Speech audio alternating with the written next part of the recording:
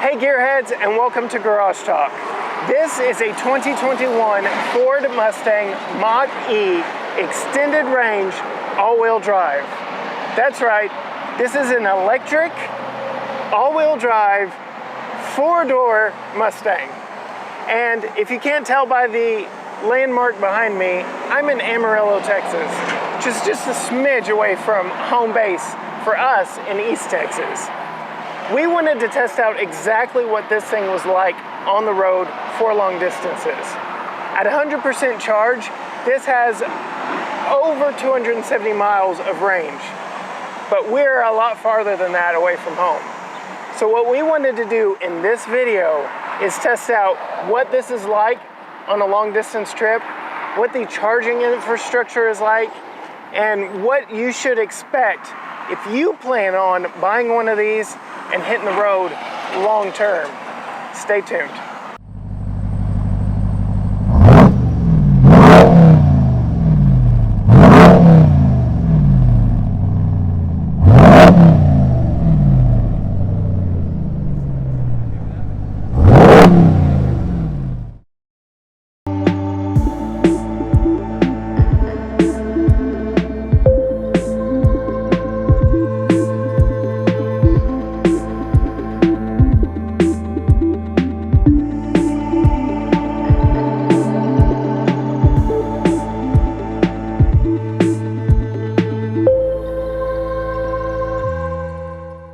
Hey gearheads, do us a huge favor. Hit that subscribe button down below so that you don't miss a single video that we drop. And ring the bell so you get notified every time we post. And if you want some behind the scenes footage or even to know what it is we're driving, what wild and crazy something we find, be sure to check us out both on Facebook and Instagram at GT Garage Talk. And you can find everything at gtgaragetalk.com.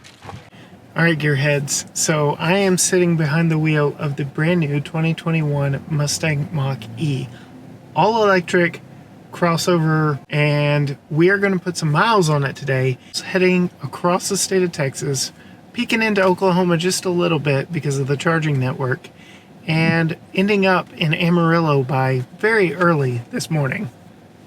A certain country song comes to mind when I think of where I'm going and by when. I don't know. Anyway, all that to say, I will be using Ford's built-in navigation through the Ford Pass app that is on my phone and highlighted here on this massive touchscreen display up here in the front. We're going to be testing out a lot of features, figuring out exactly how this thing drives, how it charges, and what the charging network is actually like across the state of Texas. To answer the question, are we there yet? Like, are we to the point where you can legit road trip an EV with around about 300 miles of range across a state as large as Texas? And does it make sense?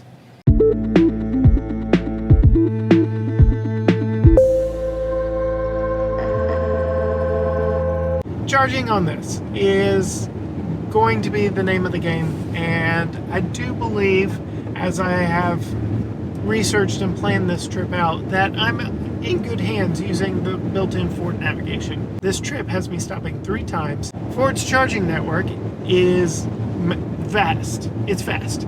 They have several different third parties that they are partnering with to come up with this charging network. So ChargePoint is one of the companies in Ford's charging network.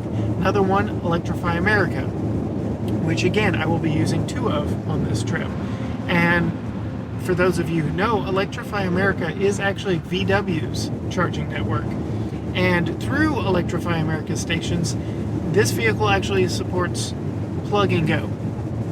And that all you had to do is you drive up to it, you plug up your vehicle, and it starts charging.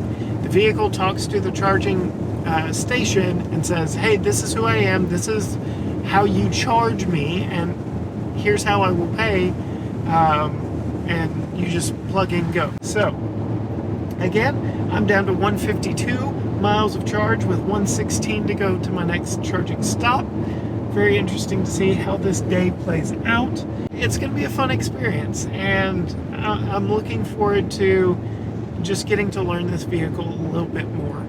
I will check in with you a little bit later after my first charge stop, and I'll let you know how this handles Dallas traffic and how this handles the charging network.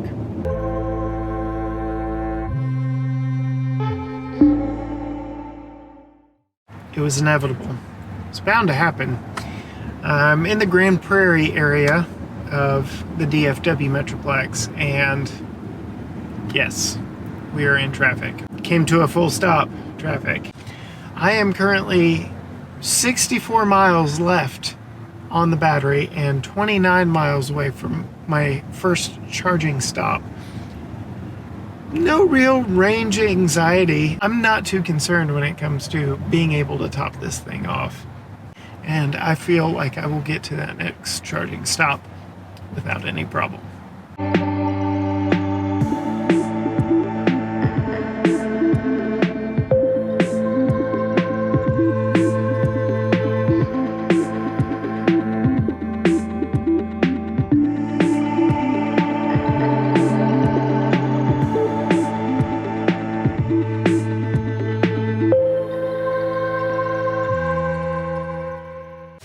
All right, well, the vehicle says we're charging, so I'm going to take it at its word. Yeah, there we go. Fast charging. We'll charge to 80% by 6:39 p.m. But it's 6:03 right now. It's dinner time. I'm going to go find me something to eat.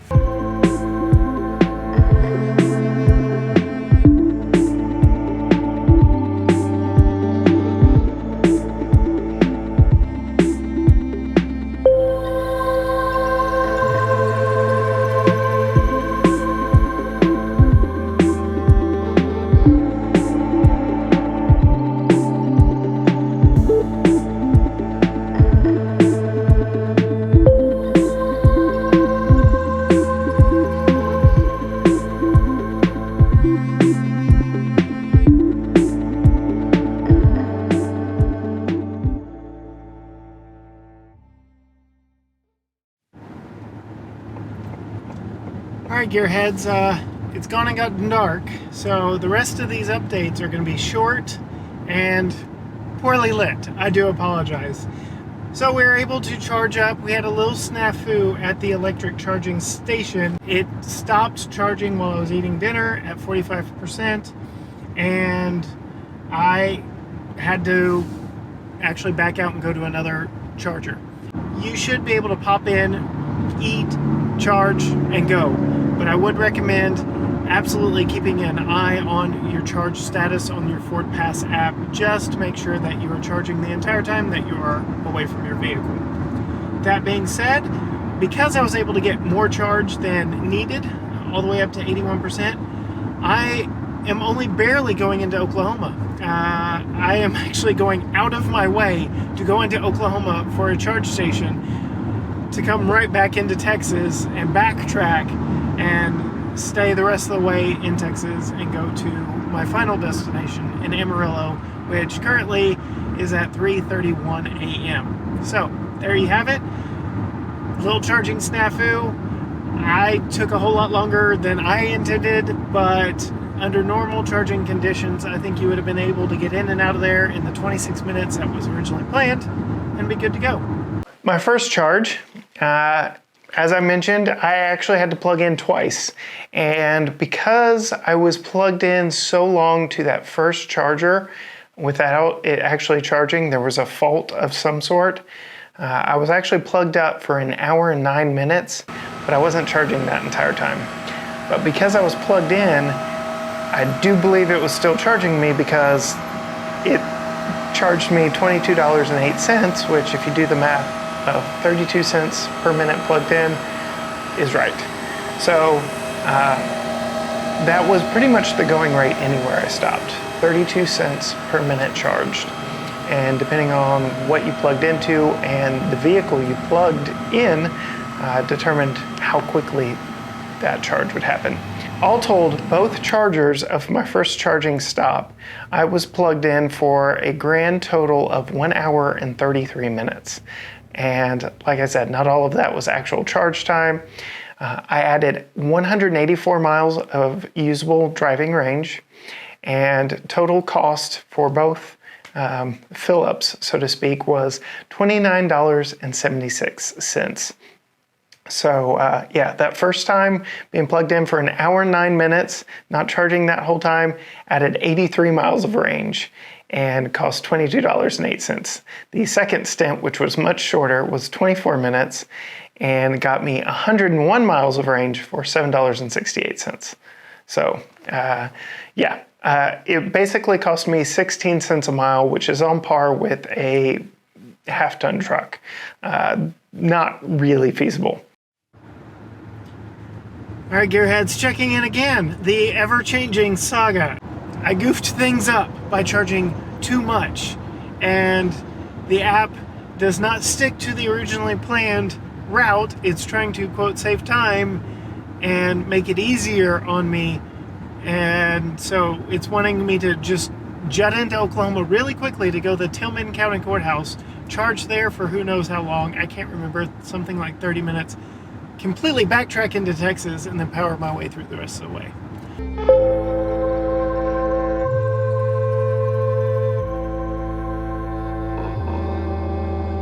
Hey Cory, what's up? Howdy, sir. How are you? Oh, you know, just trudging through the darkness that is North Texas right now. So, I wanted to call you and get you on this episode because you and I have been texting back and forth, safely, might I add, through the Apple CarPlay. I'll say that. So, if any of my texts were incoherent, now you know why. But you had some very interesting points that you did a little bit of math on the back end about this EV and the efficiency thereof, or lack thereof. Care to share? Yeah, I'd love to. And this is, by the way, this is a car that we reviewed on Brake Check before and had a lot of questions regarding cost per mile. And now that you're actually using charging stations, you're giving us some good data. So according to the car, you should get 201 miles worth of range out of that charge that you have. Right. So when you calculate that out, that comes out to 16 cents per mile at that rate. That's not bad, right? Okay. Well, it's not bad, but let me give you some points of reference. Okay. Keep in mind, this is a 2-row SUV. Right. It's pretty big. It's quite heavy. It's got batteries. So for reference, most 2-row crossovers get about 25 miles a gallon. Right. Roughly on a highway trip. And 25 miles a gallon at $2.80 a gallon, which is the price right now in the region you're driving in. Right. That's 11 cents per mile. What? So that's cheaper. Yeah, 11 cents. So it's a nickel cheaper per mile than the gasoline equivalent. Interesting. And yeah, and that's pure just cost per mile in terms of energy cost per mile. We're not talking about maintenance and life of ownership of the car, so you can go down that rabbit hole forever. Right. Arguably, the electric vehicle has less moving parts, so you can say that. Here's a couple more frames of reference. A full-size pickup truck usually gets about 18 on the highway if it's four-wheel drive. Right. Has at least a twin-turbo V6 or a traditional V8. 18 is a fair medium number, and that also is 16 cents per mile. Okay. So for reference, your cost per mile in your Mach E right now is the same as a full-size F-150 four-wheel drive. So you're saying that while this is very green, it's not necessarily very efficient because it's about as efficient as a full-size truck. Correct. EV makes a lot of sense in congested urban areas. It keeps smog down and the energy usage is low. Absolutely. When you have sustained highway runs at 80 miles an hour, give or take, it just pulls the juice down. That's just the reality of that. For Texas, I don't know that EV is a single car option for everyone yet, but it certainly has its place for a commuter.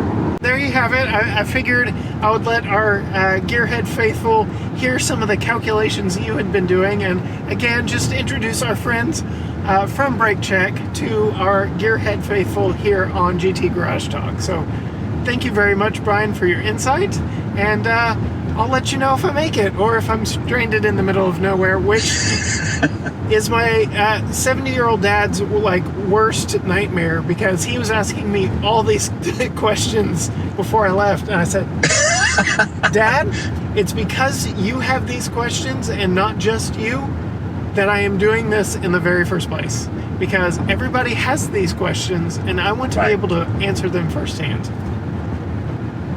So there you go. I'm glad you're doing it. That way I don't have to. So thanks, Cory. You are quite welcome. Safe travels and safe travels and juice up, man. Yep. Juice up. See you where I see you. All right, man. Later. Bye. Well, hello, gearheads. I am parked. I am charging, supposedly, in Wichita Falls, Texas, at a charge point charging station outside of a hotel. It's a 5.3 kilowatt charger. It is oh so slow. So the second charging stop was unplanned and was not a fast charger by any means. It was a destination charger meant for hotel guests to charge up overnight, and it absolutely would have. I added 5 miles of range. So very grateful for those 5 miles, because as you will see, I needed almost every single one of them to make it to my next stop. I'm gonna have to replan, regroup, probably head up to Lawton, Oklahoma after all. It's gonna be a long, long journey. That's where we are.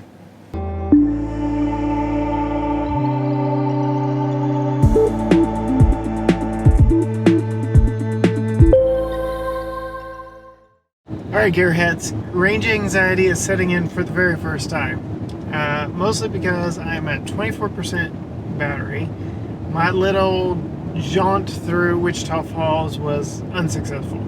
The built-in navigation really threw me for a loop when it changed where we were going and wanted to take me to a charger I did not want to go to at the Tillman County Courthouse. I want to go to one I've either called or is of a brand I know or recognize just because of the nature of this trip, and this is my first time doing it. I've got about 46 miles until I reach the next charger and about 60 miles of charge left. Hope I see you in Lawton, Oklahoma. Alright, gearheads, I am showing you exactly what it's like coming down to the wire here. We have 17 miles of charge left. Coming over here, we have just under 10 miles left until my next charge station. So, pray for me, gearheads. Will I make it? Alright, gearheads, you are seeing that correctly. 8 miles of range and 3%. And looky here, I made it. I just have to laugh because as much planning as I did and as careful as I was trying to be with this trip, this last leg did not go anywhere near as planned. What I'm learning from this trip is if you use the forward in-vehicle navigation and then put all those destinations in Waze or Apple Maps or Google Maps or whatever you use regularly, the forward in-vehicle navigation rerouted and said, well, you don't need to go to Lawton, Oklahoma anymore because you've got enough power to go to the Tillman County Courthouse. I'd already called the Hilton Garden Inn behind me. You can see it there. I'd already called them and I asked them about the charging stations behind me. I said, do they work? Are they available? Yes, yes, yes. All right, gearheads, I heard it kick off behind me. It did another 8%. I'm just gonna have to go through the whole process over again. So I downloaded the Francis EV charging app. We're going to scan the QR code. We are going to, well, it says please unplug and reconnect, so it helps if I follow the instructions. This night has just been a cluster, I tell you what. So, plugged back in. All right, now, here we go. back to this. I'm gonna scan the QR code here and start charging. Keep the cable plugged into the vehicle. Got it. And there we go. In full disclosure, Ford paid for every Electrify America and ChargePoint stops. These stops, these Francis America stops, actually came out of our pocket as a channel. So the first charger was 3% to 8%, added 14 miles, and charged for a minute. Cost me 32 cents. Because it's not in Ford's charging network, there was a $1 service fee. So it was $1.32 for that 1 minute of charge time. Then went from 8% to 24% charge, added 18 miles of range, took 19 minutes, cost me $6.08 plus a $1 service fee for $7.08. Then I moved to another charger that worked and worked the entire time. Took me from 24% to 80% charge and added 153 miles of drivable range in 36 minutes. So that right there is very telling of what this car can do and what a road trip should look like when you find a charger that works. 24% charge to 80% charge in 36 minutes. That's not bad. Cost $11.52 plus a $1 service fee for $12.52 total charge. All told, all three plug-ins at that one stop cost $29.92 with the fees included, added 185 miles of range at a cost of 11 cents per mile. And again, that 11 cents per mile is slightly inflated because of the $3 service fees I had to pay. It is currently 11:54. I think it'll be 5 o'clock before I'm actually in Amarillo. It's 5 a.m. Started this trip around 3 p.m. Should not take this long. I think we're finding out that not only am I not at my destination this far into the trip, I am also fairly confident in saying that the infrastructure is not there yet. At least in this part of Texas. Heading from east to the Panhandle, we're not there yet. The charging network it doesn't match the need. So we're just gonna see how this entire trip ends up. So grateful that you're coming along with me. It's an adventure. It's an adventure for sure, but I think I'm sprinting towards that ultimate answer of no, we are not there yet.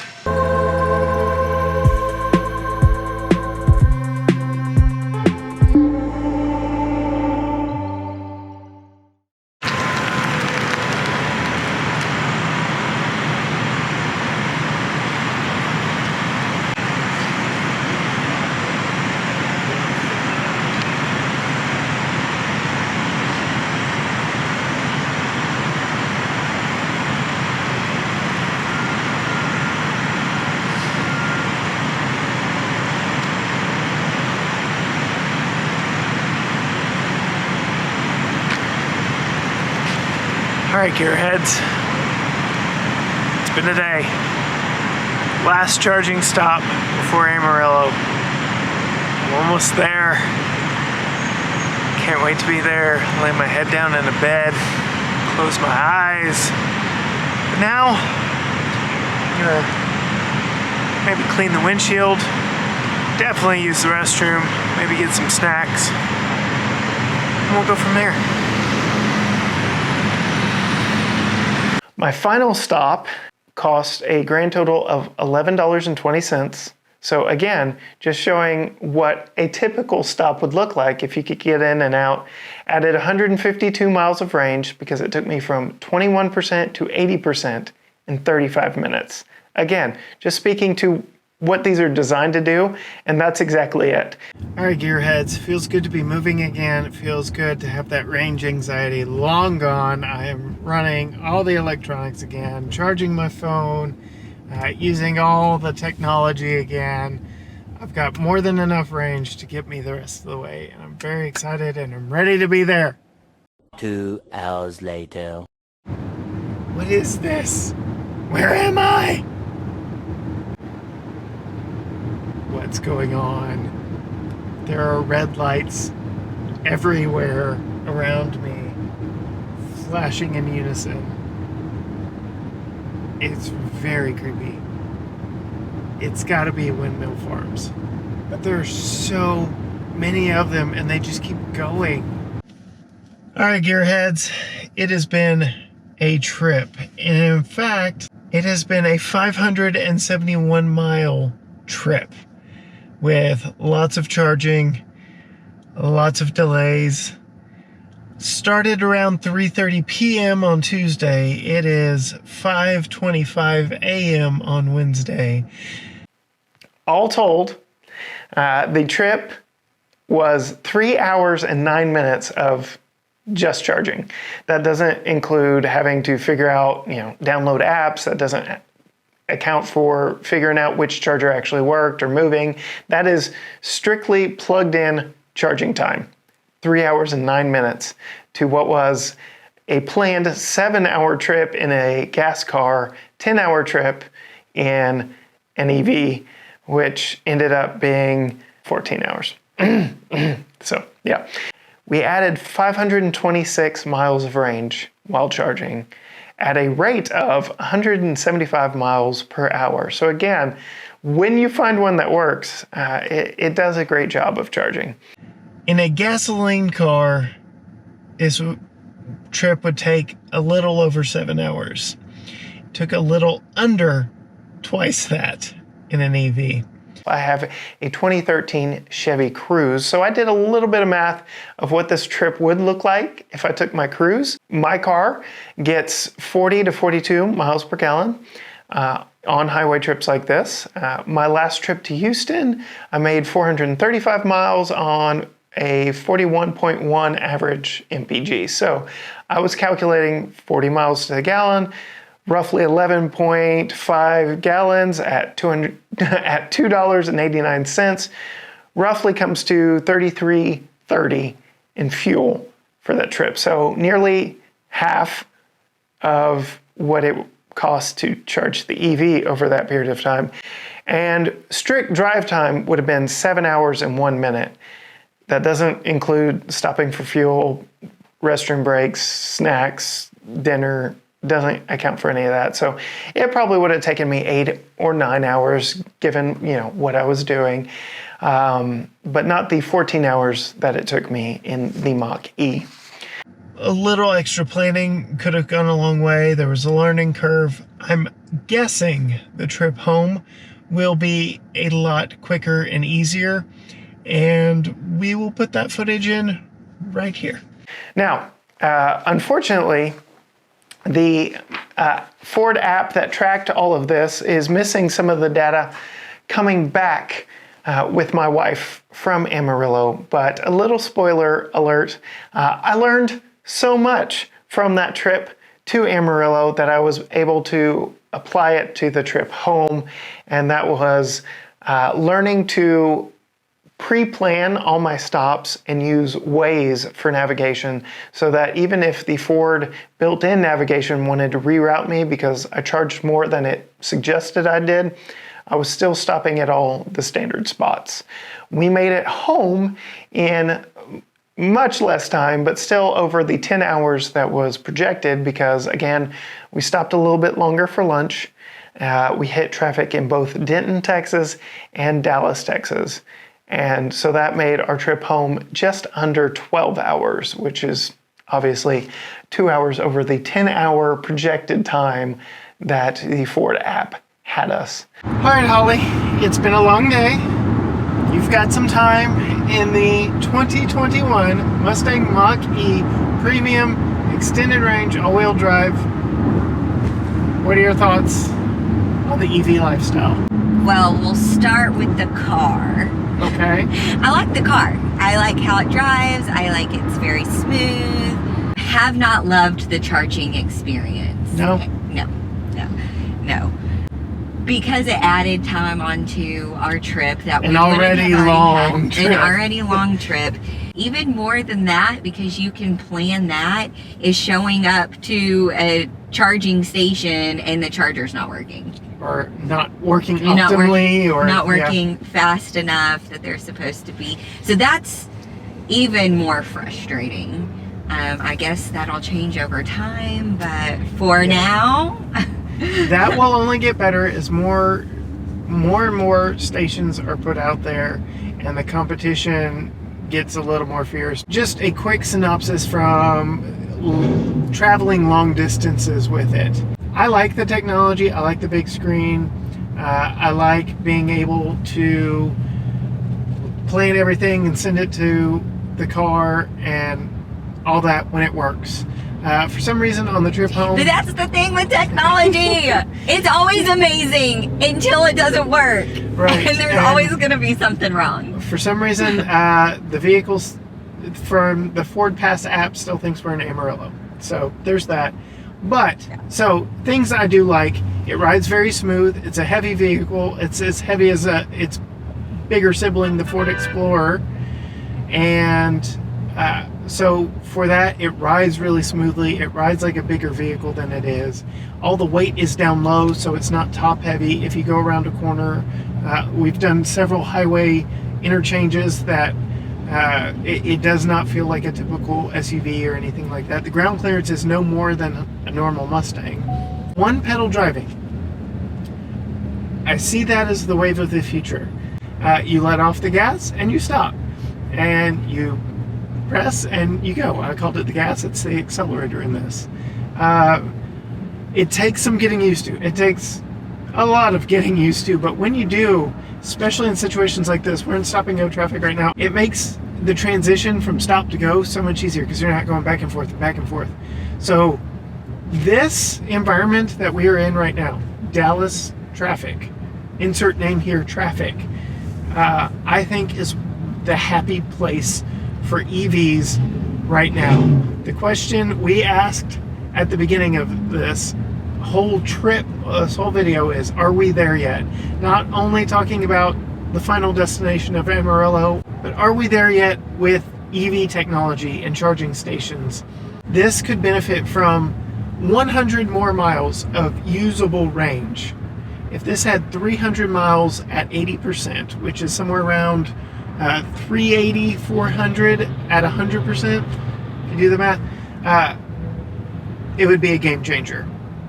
And that has me super excited for Ford's next EV, the F-150 Lightning, because that is supposed to have up to 500, and that'll completely change everything. Final thoughts from you, EV lifestyle? Are we there yet? For someone who likes to travel around Texas as much as me, no. It's not all eggs in this basket just yet. Right. EV for local stuff, gas for long haul. Mm-hmm. I think it's fun driving a Mustang. Yep. and plenty of room for all our stuff. And we haven't even used the frunk. So there you have it. So thank you so much for watching and for following along. And we want to know your thoughts down in the comments. First and foremost, we know you're going to ask, is it Mustang worthy? Does it deserve the Mustang badge? We answered that in our Instagram story. It's probably gone by now. But Matt and I will also cover that in our full review, so go check that out. The next thing is the range and what's it like living with. And I'd say from both of us, we're not quite there yet, at least in the great state of Texas. It's just too big, too vast, too many opportunities for things to go wrong. Yeah, being stuck in the middle of nowhere. Mm-hmm. So with that, we thank you for watching. Be sure and subscribe, leave your comments down below, and we will see you next time.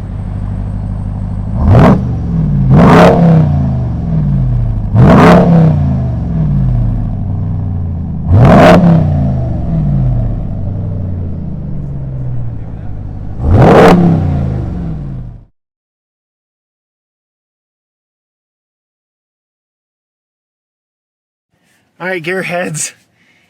It's a real butt clencher making it to my next charging point.